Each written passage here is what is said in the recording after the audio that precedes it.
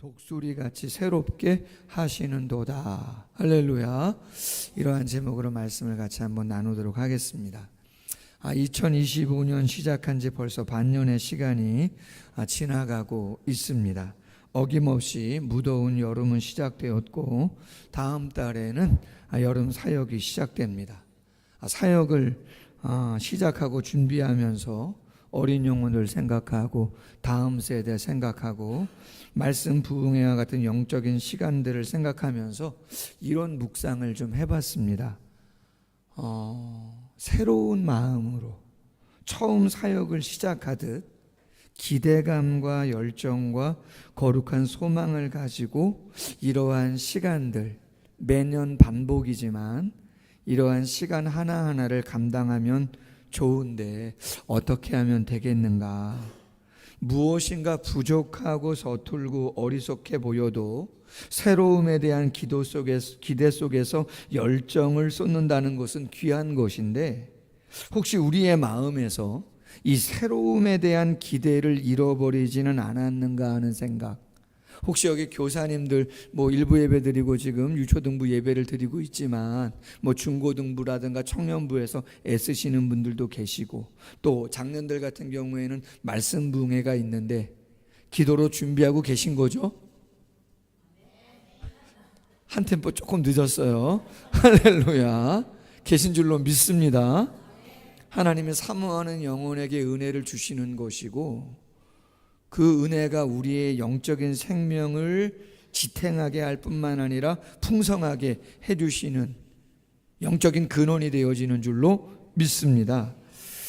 결국 신앙생활이라고 하는 것은 교회를 중심으로 예배하고 말씀 나누고 기도하고 성도 간에 교제하고 봉사하고 섬기면서 복음을 전하는 것이고, 이 바운더리 안에서 한 주간이 또 한 달이 1년이 우리에게 주어진 시간이 반복적으로 가는 건데, 그 시간이 새롭게 다가오지 않는다 그러면 어려워지는 거죠.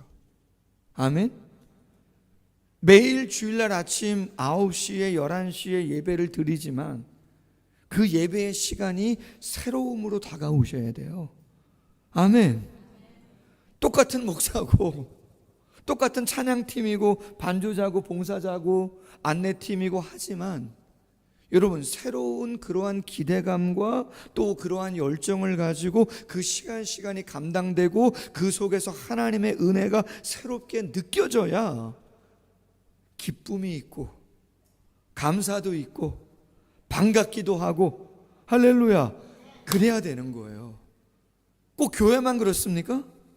아닙니다. 가정도 직장도 만나는 분들 늘 같아야 달라요. 여러분, 가정에서 만나는 분들이 매번 다르다? 이상해지는 거예요, 여러분. 직장에서 만나는 분들이 매번 달마다 바뀐다? 여러분, 그건 여러분이 문제가 있든 쉽지 않은 이야기들인 거예요. 그 속에서 뭔가 기쁘고 감사하고 고맙고 따뜻하고, 할렐루야, 그렇게 고백되어져야 되는 줄로 믿습니다. 그런 의미에서 오늘 설교의 주제는 새로움이라고 하는 주제예요. 먼저는 새로움에 대한 몇 가지 글들을 소개하고 영적인 묵상을 하고 난 뒤에 오늘 읽었던 본문의 말씀으로 결론을 맺고자 합니다. 첫 번째 제목입니다. 바닷가에 사는 어부는 끝내 파도 소리를 잃어버릴 수 있다라는 제목이에요. 바닷가에 사는 어부가 끝내 뭘 잃어버려요? 파도 소리를 잃어버릴 수 있다, 이 말이에요. 송기론 목사님의 새로움에 대한 주제의 글인데, 거기에 김종길 시인의 설날의 아침이라고 하는 19절이 소개됐어요. 이런 내용이에요. 매양 추위 속에 해는 가고 또 오는 거지만 새해는 그런대로 따스하게 맞을 일이다. 얼음장 밑에서도 고기는 숨쉬고 파릇한 미나리 싹이 봄날을 꿈꾸듯 새해는 참고 꿈도 좀 가지고 맞을 일이다. 새해는 그렇게 맞을 일이다. 송 목사님 이야기합니다. 시인의 노래처럼 매양 돌아오는 새해고 새해에도 힘겨운 날들이 이어지겠지만 새로운 희망의 마음으로 맞이하면 설은 언제나 새로움이다라는 거죠. 설날을 내가 맞이할 인생에서 가장 아름다운 첫날이라고 선포하는 바로 그 순간 우리는 새로움 앞에 서게 되어지는 것이다. 굳이 설날의 아침이 아니더라도 이렇게 무더운 여름날이라도 가을 햇살이 내리쬐는 따사운 날이라도 아니면 잠드는 저녁 시간에도 낭송할 좋은 시가 아니겠는가. 여러분 설날 할 때 그 설의 어원을 좀 아시나요? 어원이 여러 가지 주장들을 하지만 익숙하지 못하다, 낯설다 그런 의미가 있습니다. 설날의 설자의 의미가 낯설다, 익숙하지 않다는 건 뭐예요? 새롭다는 거죠. 기대감이 있다 그 말이에요. 그런데 기대감이 있는 설날이지만 말씀드린 것처럼 바닷가에 사는 어부는 끝내 그 파도 소리를 잃어버릴 수 있는 것처럼 너무 익숙하다면 그 새로움을 다 느끼지 못할 수 있다 이 말이에요. 여러분 짐으로만 느끼면 안 됩니다. 우리의 일상을, 우리의 사명을. 아멘. 제가 말씀 한번 드렸죠. 힘들어도 설교를 준비하는 시간이 제가 사는 길이고 저의 삶을 충만하게 하는 것입니다. 여러분 밥을 하는 것이 어렵죠. 힘들잖아요.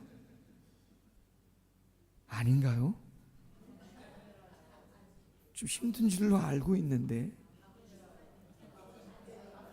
예? 뭐라 그들 뭐 그냥 처음엔 조용하시더니 왜들 이러시는 거예요? 어려운 거거든요. 근데 그 밥으로 우리가 살아갑니다. 나만 사는 게 아니고 남편도 아이들도 삶을 살아가는 것이죠. 헨리 데이비드 소로우라고 하는 분, 어떤 분인가 하버드 대학을 나왔는데 전문직에서 종사하지 않아요.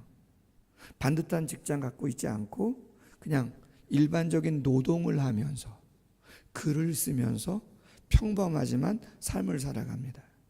이분이 이렇게 이야기합니다. 아침에 할 산책이 그리워서 잠을 설치지 못하고 파랑새 우는 소리에 전율을 느끼지 못하거든 깨달아라 몰려 너의 봄날은 가고 있다는 거예요. 여러분 어렸을 때 제가 어릴 반에도 솔직히 소풍이 기대가 됐고 설날이 추석이 기대가 됩니다. 솔직히 소풍 별거 없어요. 지금 생각해 보면. 그런데 아침 일찍 어머님이 일어나서 김을 굽고 기름칠을 하고 또 참기름을 그죠? 밥에다가 이렇게 비벼가지고 딱 깔아놓고 거기다가 뭐요? 시금치, 당근, 노란 거 뭐죠? 단무지 딱 해가지고 계란까지 갔는지 모르겠어요. 계란 해가지고 쓸어서 먹으면요 얼마나 맛있어요. 40대는 햄이 있었는지 모르겠는데 50대 중반을 향한 저는 또 부유한 집안은 모르겠는데 없었어요. 확실하게. 막내가 없으면 뭐 형님 누님들도 다 없었던 거겠죠. 뭐 여러분 뭐 별거 없어요. 칠성사이다 하나에다가 뭐 밤 조금 있었나 모르겠고 그죠? 계란. 명절 때 설빔이라 그러죠. 옷 한 벌 이렇게. 그럼 그 다음날 기대돼야 안 돼요? 잠이 와요? 몇 번 확인합니다. 몇 번 확인하고 설레는 거 새로움에. 어제 어느 집사님하고 뭐 이런저런 얘기를 나누다가 그런 얘기를 했어요. 예전에는 케이블카 타는 것도 재밌고 어디 여행 가는 것도 재밌고 막 그랬는데 요새는 그냥 뭐 가봐도 별거 없고 별로다. 그랬더니 그 옆에 계신 분이 뭐라 그러는지 아세요? 왜 그런 거냐고 얘기했냐면 죄송합니다 표현이 늙어서 그런 거라. 나이 들어서 그런 거다 말이에요. 내가 늙어간다, 나이가 들어간다. 여러분, 나이가 드셔도 70이고 80이셔도 내일에 대한 기대감이 있고 만남에 대한 기대감과 설렘이 있으면 아직 청춘이신 거예요. 아멘. 그렇게 되시기를 소원합니다. 두 번째 제목이에요. 매일 마음의 끈을 새롭게 동여라. 그런 제목인데, 유럽 서구의 중상층을 살아가는 사람들은, 제가 오늘 정장을 입었는데 정장을 입을 때는 항상 구두를 신는데 리갈 구두, 제가 뭐 선전하려는 건 아니에요. 리갈 구두를 신는다는 거예요. 그럼 캐주얼 구두하고 리갈 구두의 차이는 뭐냐? 끈이에요. 리갈 구두는 항상 뭐가 있어요? 구두에 끈이 있다는 거예요. 매일 구두끈을 완전히 풀었다가 다시 맨다라고 합니다. 다시 매려면 3, 4분은 좋게 걸리는데 아침마다 구두끈을 조이며 하루를 시작하는 마음을 다잡는다, 그런 거예요. 뭔가 각오를 단단히 할 때 우리 어떻게 해요? 머리를 동여매고 허리끈을 찔끈 다시 매는 것처럼 유럽의 사람들은 발을 조인다는 거죠. 그럼 왜 발을 조이느냐? 발은 자신의 이력서가 되기 때문이라는 거예요. 이력서. 자, 한자가 이렇게 되어 있습니다. 밟을 리자에 지날 역자 글서자. 이력서가 뭐라고요? 내 발이, 그렇죠, 밟아온 지난 시간을 글로 표현한 것이다, 그런 거예요. 그래서 남자들이 구두끈을 묶으며 새로운 하루를 다짐하는 것이고, 유럽의 여인들은요, 뭐를 꽉 매죠? 코르셋이라고 하는 걸 꽉, 그죠? 동겨매면서 하루를 남다른 마음으로 출발한다, 이 말이죠.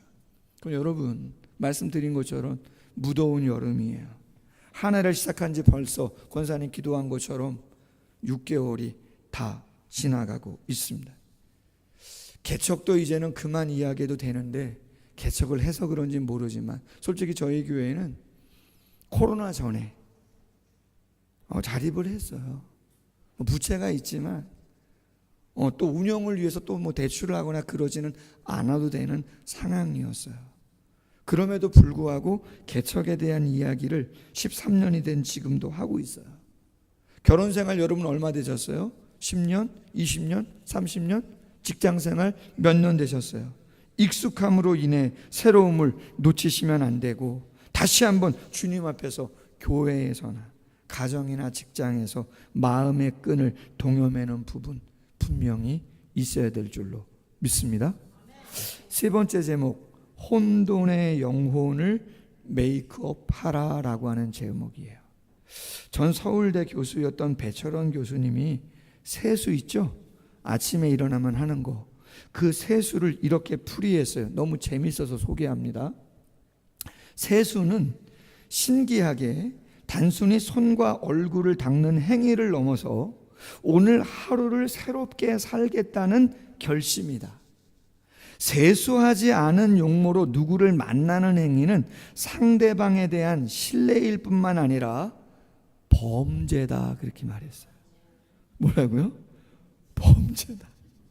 우리는 세수를 한 후에 거울을 본다는 거예요, 아침에. 왜 보냐? 교수님 말합니다. 지난밤에 자신의 눈과 코와 입 그리고 귀가 있어야 할 자리에 붙어 있는지 확인하는 거라는 거예요. 여러분 재밌죠? 여러분, 제가 오늘 아침에 일어났어요. 당연히 세수하죠, 거울에. 근데 어제 저녁에 좀 과식했어요. 늦게 잔 것도 있지만 과식했어요. 얼굴이 어떻게 됐어요? 당연히 붓죠.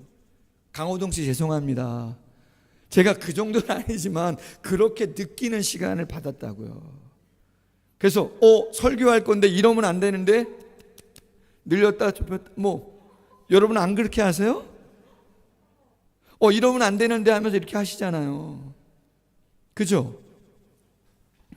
제자리를 찾지 못해 혼돈의 상태에 있는 것을 다시 만드는 행위가 화장이다. 혼돈의 상태에 있는데 얼굴을 다시 제자리를 온전히 찾아주기 위해서 다독이는 게 뭐라고요? 화장, 메이크업이라는 거죠. 메이크업, 메이크 플러스 업이에요. 정비하는 거예요. 준비한다 이 말인 거죠. 단장할 장자가 화장할 때 장자야. 단장한다. 제자리 찾아주는. 여러분, 얼굴만 혼돈이 아니라 우리 마음도 혼돈이 있을 수 있어요, 없어요? 이 사람 만나 저 사람 만나 상처받고 우울하고 쉽지 않고 내 마음 어디 둘지 몰라 갈팡질팡 혼돈이라고요. 그럼 여러분, 그 혼돈된 상태를 어떤 시간을 통해서요? 예배 시간을 통해서, 말씀과 기도를 통해서 메이크업, 다시 단장하고 다독다독 해주셔야 된다. 아멘. 그렇게 하지 않고 다른 사람들 만나는 거 뭐라고요? 범죄라니까요. 혼돈된 영혼의 상태로 남편을 대하고 자식을 대하고 누굴 대하면 여러분 범죄예요. 네 번째 제목입니다. 새로움은 내면에서 시작된다라는 제목이에요. 기독 인문연구소 시시당 대표를 역임하고 있는 김양현 목사님이 좀 특이한 분인데 영화로 보는 세상이라고 하는 책을 썼어요. 근데 그 영화로 보는 세상이라고 하는 책을 쓴 이 목사님이 새로움에 대한 주제로 영화 한 편을 소개했고 느낀 점을 썼어요. 어떤 영화를 소개했냐? 작년에 개봉한 영화인데요, 퍼펙트 데이즈라고 하는 영화예요. 빔 벤더스라고 하는 감독이 아주 연륜 있는 노년에 만든 작품이라고 합니다.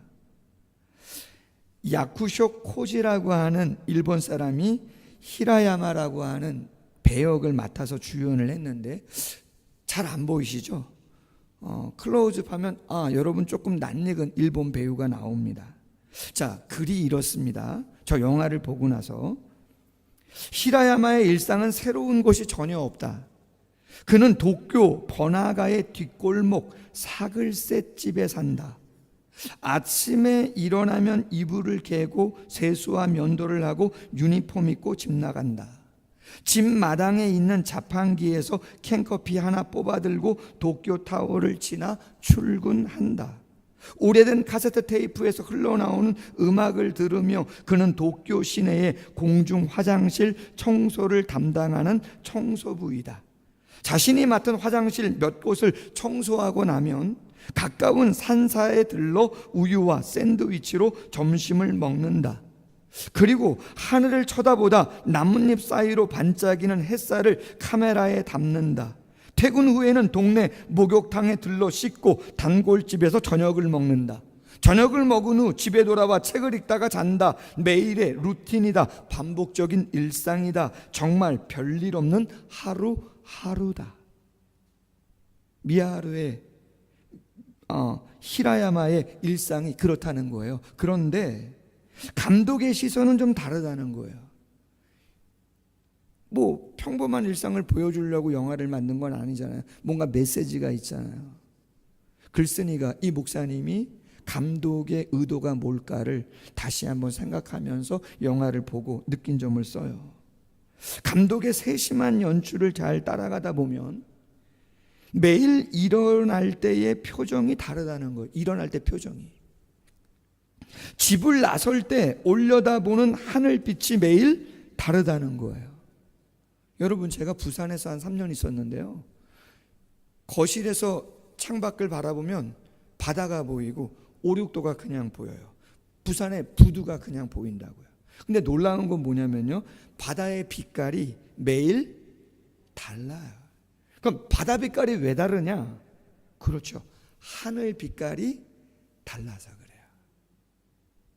하늘이 파라면 바다도 파래요. 어떨 때는 에메랄드 빛이죠. 근데 어떨 때는 바다가 시커매요. 왜 그래요? 그렇죠, 구름과 하늘이 시커머니까 그런 것이죠. 여수 밤바다 여러분 카레어 에메랄드 빛이에요. 여수 밤바다가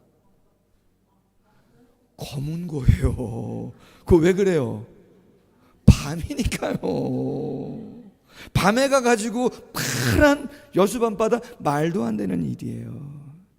청소차를 타고 도쿄타워를 지날 때 날씨가 다르다. 날씨에 따라 음악을 고른다. 음악이 매일 다르고 느낌이 다르다. 화장실 청소도 마찬가지다. 화장실 상태도 늘 다르고, 그가 청소할 때 드나드는 사람도 다르고, 산사에서 나뭇잎 사이로 찍는 햇살도 매일 다르다.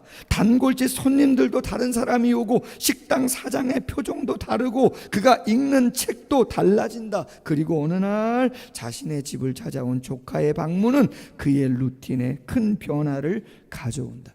감독은 말한다. 새로움은 늘 내 주위에 있는 것이라고. 히라야마처럼 새로움은 내가 만드는 것이라고. 새로움은 외부에서 오는 것이 아니라 내면에서 시작된다. 이 작은 차이를 발견해내는 것이 삶의 지혜다. 그리고 충격이에요. 뭐라고 표현했냐면 내공이다, 그렇게 표현했어요. 뭐라고요? 그게 내공이다.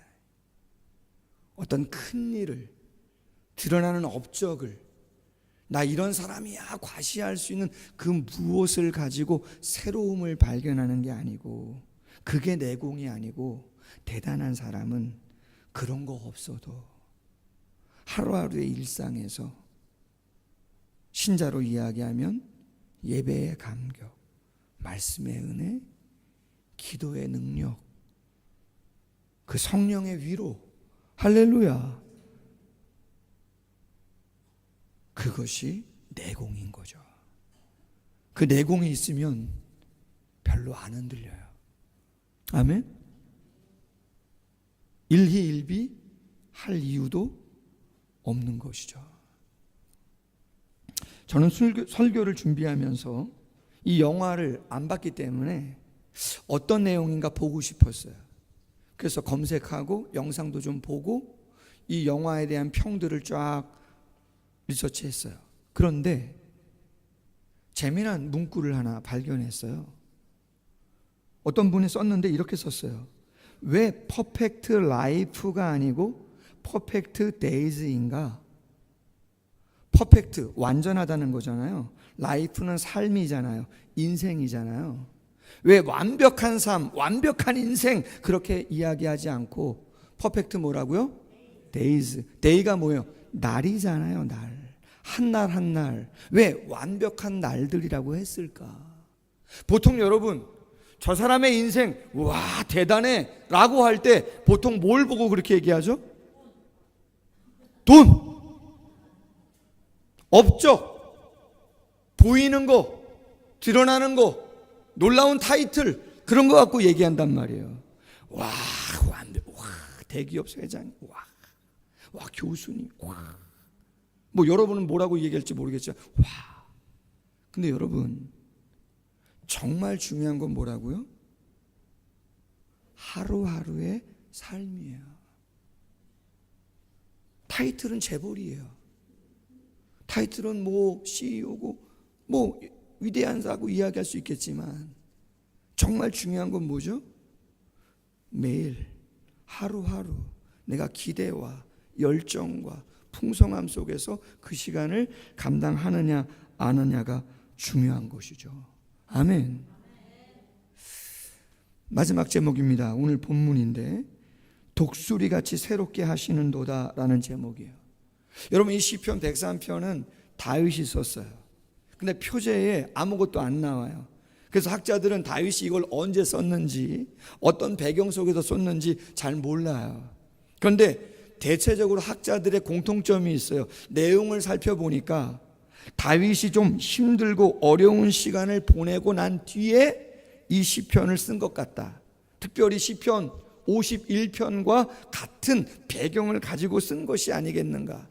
시편 51편은 뭐냐면 다윗이 밧세바를 범하고 난 뒤에 나단의 책망을 통해서 회개하고 쓴 건데, 이 시편 103편도 그와 비슷한 배경 속에서 쓴 것이라고 생각을 한단 말이에요. 그럼 왜 그러느냐? 오늘 말씀 보면 이렇게 돼 있어요. 3절 이하에 그가 내 모든 죄악을 사하시며 내 모든 병을 고치시며 3인칭으로 표현하고 있어요. 다윗이 자기 자신에 대해서 죄악을 사하시고 그 죄로 인한 병도 하나님이 고쳐줬다. 그리고 생명의 파멸에서 속량하시고 인자와 궁일로 관을 씌워주셨다. 좋은 것으로 소원을 만족케 하시고 내 청춘을 독수리같이 새롭게 해주셨다. 8절에 보니까 여호와는 긍휼이 많고 은혜롭고 노하기를 더디하고 인자가 풍부하고 경책하지 않고 노를 영원히 품지 않는다. 왜? 우리의 체질을 하나님이 너무나 잘 아시기 때문이다. 그렇기 때문에 이 103편과 시편 51편은 비슷한 배경을 가지고 기록된 것 같다는 거죠. 무슨 이야기를 하고 싶은 거냐면 여러분, 다윗이 밧세바를 언제 범했을까요? 잘 나갈 때죠. 오늘 설교하고 연관해서 이야기를 나눠보다 보면 무료했을 때예요. 새롭지가 않은 거예요. 여러분 사무엘하 11장 보세요. 1절 이하. 배경이 언제냐? 밧세바를 범했을 때 전쟁 때예요. 암몬 족속과 치열하게 전쟁을 하고 있을 때라고요. 여러분 긴장해야 됩니까? 자야 됩니까? 상황을 알아봐야 됩니까? 낮잠을 쿨쿨 자야 됩니까? 그럼 왜 다윗이 그랬을까요? 다윗은요 무명의 사람이에요. 솔직히는 드러난 사람 아니에요. 저 베들레헴의 목동이라고요. 가정에서도 인정받지 못하는 어떻게 보면 왕따 같은 아이예요. 근데 하나님의 은혜 속에서 그죠? 주목을 받고 높은 자리에 앉게 돼요. 그리고 하나님의 뜻 안에서 왕이 된다고요. 사울의 몰락도 그는 보았어요. 그가 왕이 될 때 무슨 생각을 했을까? 성경에 여러 부분에 나오지만 인간적인 생각들도 있었을까요? 없었을까요? 있어요. 어떤 생각? 잘해야 된다. 인정받아야 된다. 보여줘야 된다. 그래, 전쟁에서 이겨야지. 성공해야지. 크게 져야지. 영토도 넓혀야지. 조공도 받아야지. 그는요 아내들도 여러서예요. 여러 명하고 결혼도 했었어요. 다윗은요. 근데 이제 50대 초반이 됐습니다. 아내들도 많고 자식도 많아요. 집도 대단하고 모든 전쟁 다 이겨요. 땅도 가장 넓어. 이스라엘 역사 가운데 가장 넓은 땅을 얻었어요. 이제 전쟁에서 이겨도 새로워야 새롭지 않아요. 새롭지 않아요. 승전 소식 당연히 이겨야지. 조공받는 거 당연한 거지. 예배 당연히 드려요.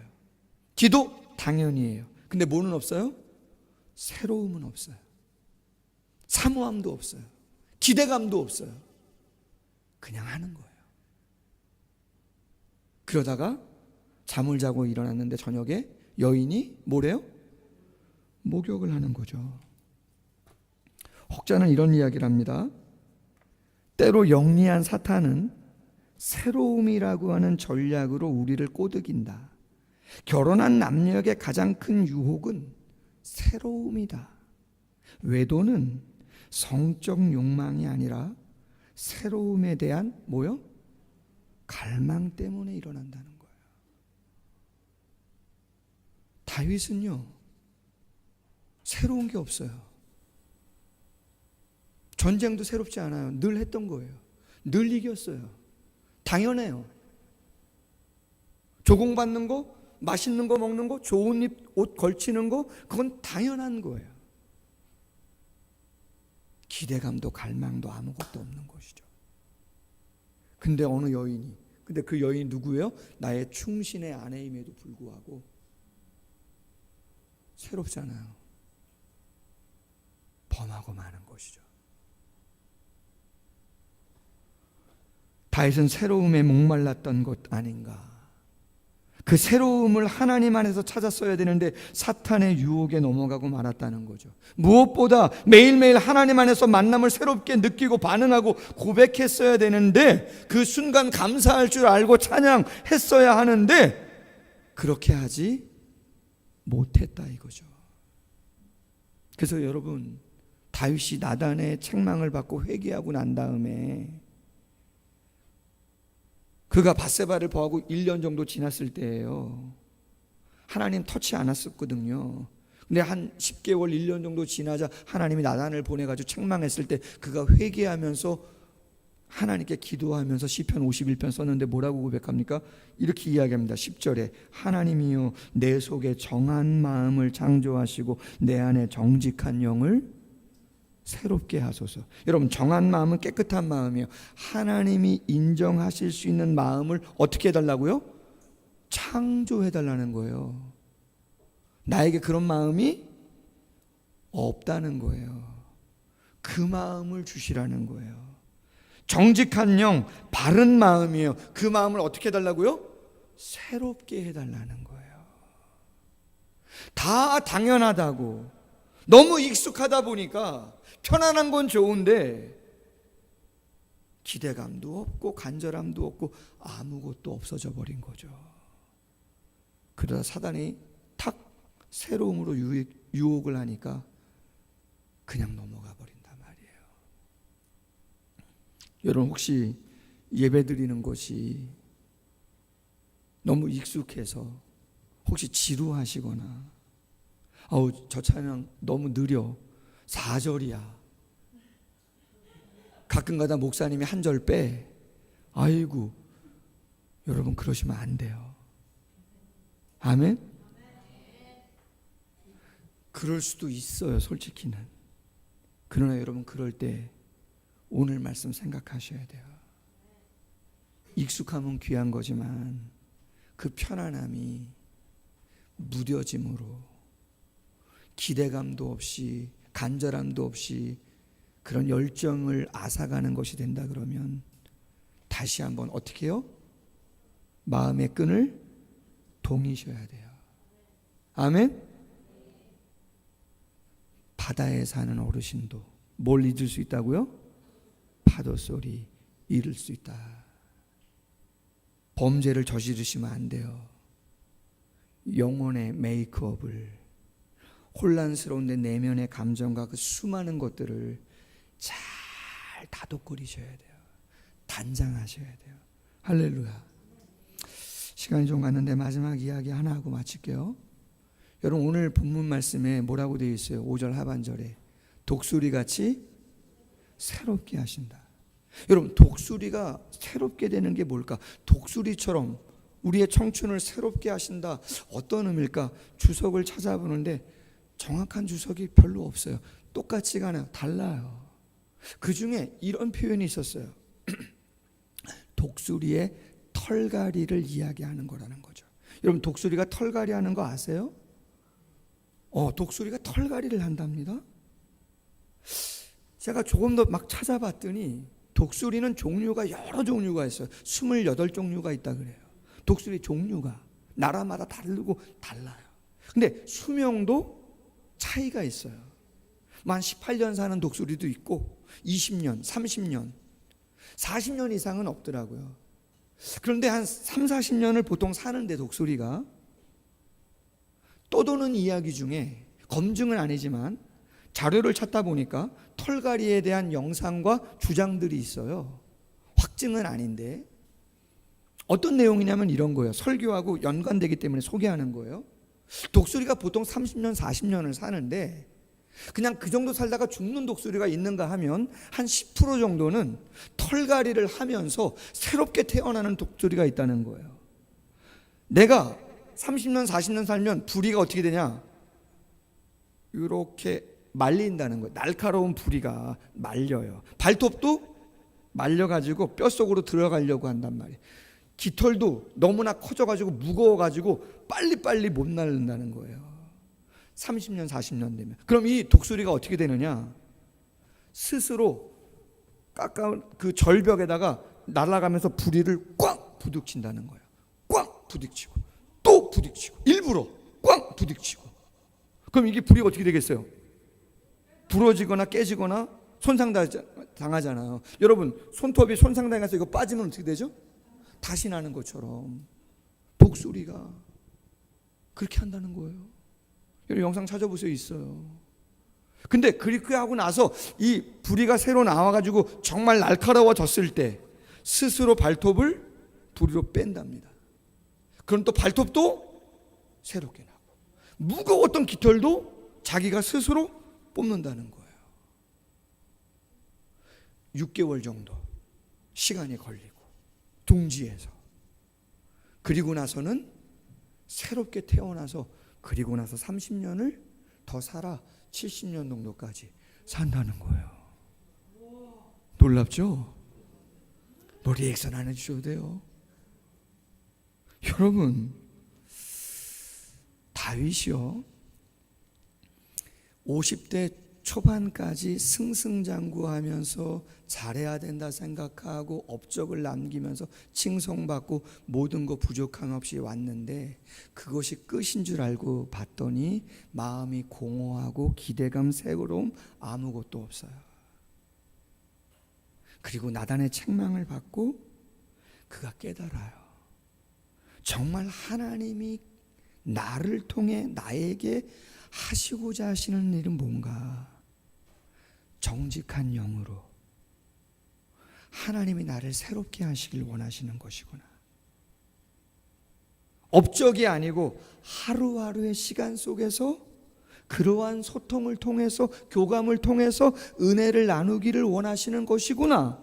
아멘. 그리고 독수리가 절벽에 부리를 꽝 부닥치는 것처럼 나단의 책망을 듣고 홀로 침상에 가 침상을 눈물로 적십니다. 여러분, 새로움은 그냥 오지 않아요. 설교 한 번 들어서 오지 않아요. 여러분, 설교 끝나고 나서가 중요해요. 한 주간 교회에 오시든, 여러분의 골방에 계시든, 직장에서 쉬는 시간이 잠깐 있든, 여러분 확인하셔야 돼요. 여러분의 영혼의 상태를. 아멘. 묵상하시란 말이에요. 고통스럽더라도 내가 뭘 변화시켜야 되는가? 내가 뭘 새롭게 해야 될 것인가? 당연하다고 생각했던 것에 대한 감사가 없다면 하나님 나에게 감사를 주시고 기대감을 주시고 사모함도 주시고 함께해 주시옵소서. 아멘. 그래야 우리가 나이가 있던 젊던 상관없이 독수리에 날개치며 올라간 같은 새로움을 일상에서 경험하게 됩니다. 늘 불렀던 찬양도 상관없어요. 늘 읽었던 말씀도 상관없어요. 늘 기도했던 대상들도 상관없어요. 새로운 마음으로 축복하게 하시고, 새로운 마음으로 찬양하게 하시고, 기대하면서 살아갈 수 있도록 도와주옵소서. 올 여름 사역, 그리고 무더운 여름에 여러분이 감당해야 할 많은 일들, 꼭 이 마음을 가지고 잘 감당할 수 있기를 주님의 이름으로 소원합니다. 예, 기도하겠습니다. 하나님 아버지, 바닷가에 사는 어부도 파도 소리를 잃어버릴 수 있다고 합니다. 왜 그 구두꾼을 매일매일 번거롭게 새롭게 매는 것일까? 왜 세수를 하고 왜 영적인 화장을 우리가 해야 하는 것인가? 세상 사람들은 삶을 평가할 때 눈에 보이는 가시적인 것들을 가지고, 규모를 가지고 이야기할 수 있지만, 정말 성경이 교훈하는 것은 다윗은 모든 걸 다 이뤘음에도 불구하고 공허했고 무뎌졌고 너무나 익숙해서 어떠한 감동도 기대감도 열정도 갖지 못하고 전쟁 중인데 자신은 낮에 잠을 자고 있는, 충신의 아내임을 알면서도 그 새로움을 위해서 엉뚱한 것을 선택하고 있는 우를 범하는 모습을 보여주고 있습니다. 우리의 일상의 새로움을 우리가 어디서 찾아야 될 것인가? 무엇을 붙잡고 승부를 걸어야 될 것인가? 그것이 쉽지는 않겠지만 독수리가 정말 그 다음의 시간을 위하여 스스로 절벽에 부리를 박는다면 우리 또한 힘들고 어렵다 할지라도 다시 한번 우리의 내면을 새롭게 할 수 있는 애씀을 포기하지 않도록 도와주시기를 원합니다. 그 중심의 진실함으로 당신 앞에 서기를 원하고, 그럴 때 당신께서 우리를 깊이 만나주시고 그 깊이 속에서 확신하는 그것이 우리의 삶의 진정한 내공이 돼서 세상을 당당하게 맞설 수 있는 하나님의 사람들 될 수 있도록 축복해 주시옵소서. 예수님의 이름으로 기도하옵나이다. 아멘.